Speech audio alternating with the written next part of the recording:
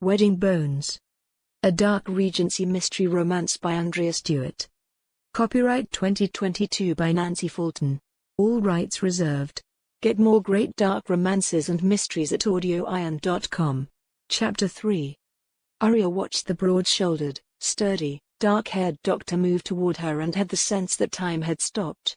When he offered her his hand, she took it. His skin was darker than hers, hands large, long-fingered, and strong. He pulled her, unresisting, to her feet. Then he swept her up in his arms and carried her across the yard, into the shadow of the manor, and then into the warm, moist, kitchen. The big room featured a large work table surrounded by a half-dozen chairs. Through an open arch there was a parlor with the servants' dining table, a cupboard full of dishes, a small piano, and a fiddle hanging on the wall. For the stranger's benefit, the cook and her scullery maids made a fuss. They pulled a chair away from the table, watched him put her down, and then ran for a cup of cool water. At her request, one of the scullery maids even went to the garden to get her basket, and when she came back the cook ordered her to wash the vegetables and start the broth to boil on the huge wood-burning stove. All this represented quite a change for Arya. Until this moment, the staff had made it abundantly clear they suffered her presence below stairs only because she was mistress of this house and they had no stomach for complaining to their notoriously brutal master. If she liked to play in the dirt, harass the groundsman, and bring carrots in from time to time, they would tolerate it with irritated ill grace. But today, they were nothing but solicitous. "She were much ill these many days past," said the middle-aged, somewhat sweaty cook. She offered Arya a cool wet cloth to put on her head. "And I swear it were no fault of mine," she added defensively. "The fish were had by the entire house, and only the lady and master took sick." Arya saw the man assessing the cook with a calculating eye. A moment later, he was looking about at the reasonably clean and well-ordered kitchen. His gaze encompassed the scullery maids, Jane and Esther, in their clean grey dresses and worn white aprons. One was 16, the other 14, and it was the younger expertly chopping the vegetables for her soup. She was indeed very ill. We were all very worried for her. The doctor has come twice a day to see her. Lydia, Arya's lady's maid, said without looking up. I assumed it was the fish that made her ill. That it had been left too long in the kitchen before it was cooked. Such a thing can happen, can it not? The physician, still a stranger without a name, looked into the servants' dining room where Lydia was carefully penning Henry's death notices for delivery to family and friends. At 29, she was a tall, buxom, beautiful, and quite self-composed woman. To Arya's eye, Lydia was exactly what a viscountess should look like. She had beautiful mahogany hair, deep blue eyes, long tapered fingers, an aristocrat's grace, and a completely unflappable manner. "It was not the fish. I'll not have you spreading lies about me, Miss Lydia Bullens. It were in the river not 2 hours before it were on the table. Think you I would leave fish to rot in my kitchen?" the cook said sharply to the woman in the other room. Lucy, the rosy-cheeked, red-freckled, brown-eyed young housemaid who happened to be descending the stairs just at that moment, stowed her dust mop and cleaning rags in a cupboard as she said, "I thought it were the fish as well, though I saw the gamesman bring it in. I thought perhaps we stowed it too near the fire as it waited to be cut. What I do know is the sick from both of them, from both ends. Well, I never saw the like." She broke off when she realized she was speaking to a stranger and the Viscountess was seated at the table. "If you'll pardon me for saying so, my lady," she said as she ducked her head. "By both ends, you mean vomit and feces?" the doctor said. The girl looked to Arya for guidance. "Please speak freely," Arya said to her. "This man is a physician working for the magistrate. He must answer questions as to the cause of the Viscount's death at the inquest. Respond to him honestly, for what you say to him will be relayed to the Crown." "Yes, my lord," the housemaid said. "It was a right mess.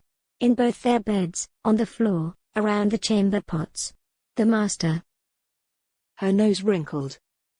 "The master were right coated. I never saw the like nor ever knew anyone who did." "Did you smell anything strange?" the doctor asked. "Almonds, for example? Or something bitter?" he clarified. No, sir, said Lucy. I didn't smell nothing I couldn't see. 'Tis sure the master he liked his whiskey, and the mistress loves her lemon verbena, but there were nothing beyond that and the sick and the shite and the blood. Are you sure? No rotten eggs or garlic? No other odd smells at all? He asked. The housemaid shook her head from side to side. Her white cap shifted a little on her unruly mop of untamable curls, and her coffee-colored eyes opened very wide. Did you see anything at all that was unusual or out of place? Was everything exactly as it should have been when you entered the room? The doctor asked. The young woman thought for a long moment. Then she said, There were caked mud on the floor of both rooms, though I swept the two right afore dinner. I thought perhaps the master had walked after dark like he sometimes do. Bain nodded, then asked, Was anything missing? My lady's lawn nightgown disappeared, said Lydia without looking up. I have looked high and low for it. I cannot think where it might have gotten to. All heads swiveled to look at her and then at Arya. I was sick upon it and took it off. I put another gown on. I should think it was near the chamber pot or kicked under the bed. Is it not in the laundry with the rest of my dirty linen? Lydia looked up to stare at Arya. For a long moment, their eyes met and Arya felt a frisson of fear climb her backbone. For the last 3 days, Arya had been confined to her room, and the dirty gown was still under her mattress. There had been no safe way to get rid of it. Now she knew it would be critical to do so soon. Tell me exactly how you found the Viscount, said the stranger to Lucy. Was he lying in his bed or on the floor? The maid looked around, seeking some kind of help from the cook or the scullery maids or Arya, then surrendered to the inevitable. I were not first to find him, sir. It were the footman who came to bring him his tray at 9:30. I came in after.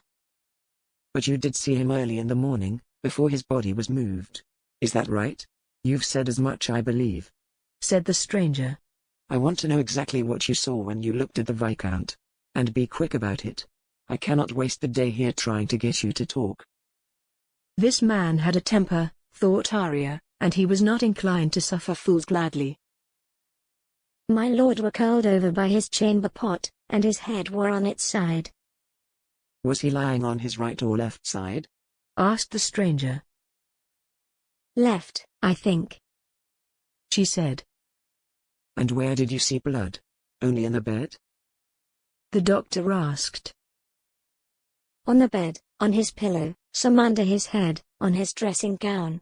It might have been anywhere, what with all the sick and shite. I did not look to see, she said. Then, rushing, she added, Please don't ask me more, my lord. I feared to come close, so I ran away. I cannot say for sure what I saw then or later.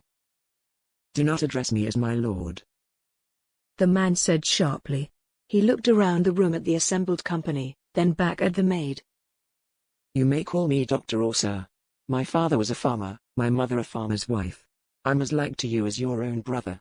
No one here has anything to fear from me who tells the truth as best they know it. Just then, a voice on the stair caused every head to swivel toward Bullens and one of the footmen who were even now descending. Bullens was saying, Mr. Carey, you and the maids will search the house for the gentleman, while the grooms will search the grounds. We must all hope he hasn't gone for a walk and become lost in the woods. Now in the kitchen, Bullens looked up and saw the doctor, then his eyes dropped to Arya. Dr. Bain, said the butler with a touch of censure. I am afraid the Earl and Viscount have been calling for you this past half hour.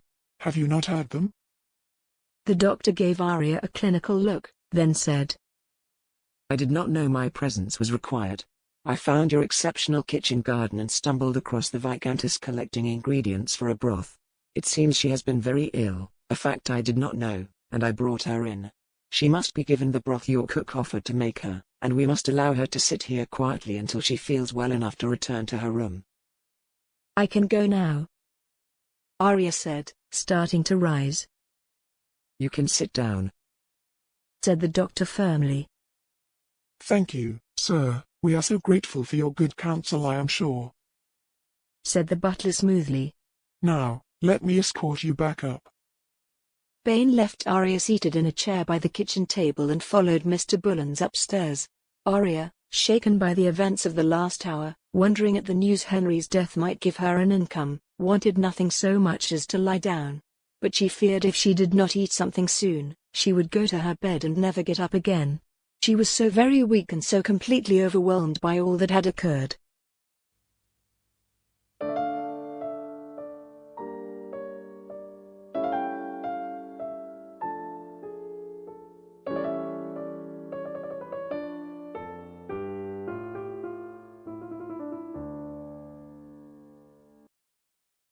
Wedding Bones. A dark Regency mystery romance by Andrea Stewart. Chapter 3. Copyright 2022 by Nancy Fulton. All rights reserved. Get more great dark romances and mysteries at AudioIron.com.